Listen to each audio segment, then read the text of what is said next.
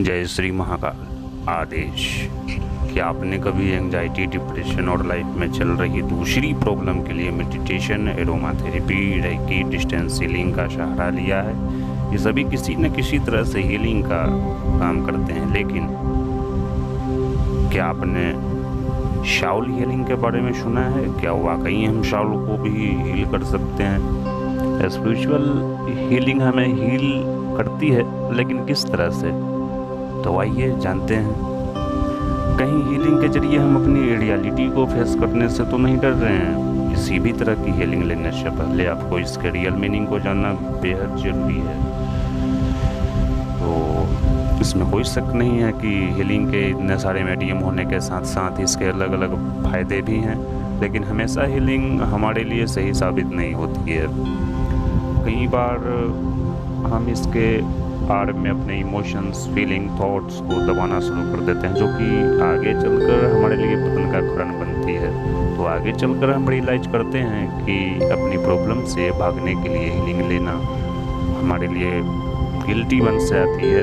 एक व्यक्ति जो सालों से एंजाइटी और डिप्रेशन से गुजर रहा होता है, वो आसानी से स्पिरिचुअल बाईपास में फंस सकता है, क्योंकि प्रॉब्लम को फेस करने की बजाय वो उनसे दूर भागने लगता है। उन्हें लगता है कि उनसे बचने का सबसे आसान तरीका इन्हें इग्नोर करना ही है।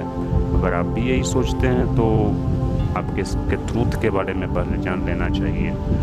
और स्पिरिचुअल हीलिंग का मतलब हमारी साउल और स्पिरिट को रीस्टोरिंग, हार्मोनाइजिंग एंड बैलेंसिंग होना ज़रूरी है। जब मेडिटेशन हम लोग करते हैं तब हम ट्रांसेंडेंटल एक्सपीरियंस करते हैं, जिसकी वजह से हम अपने नेचर से दोबारा कनेक्ट होते हैं। ऐसी प्रोसेस तब होती है जब हम चेतना रहते हुए अपने स्पिरिट से कनेक्ट होते हैं। ऐसी स्थिति जिसमें कोई गुस्सा या क्रोध नहीं, बस लवनेस है।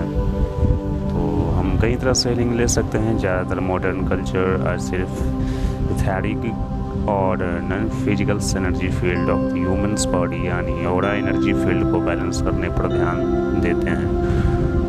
कुछ सैमनिक्स हेल्पर्स अपने साउल को हील करने और रीस्टोर करने पर जोर देते हैं, जबकि कुछ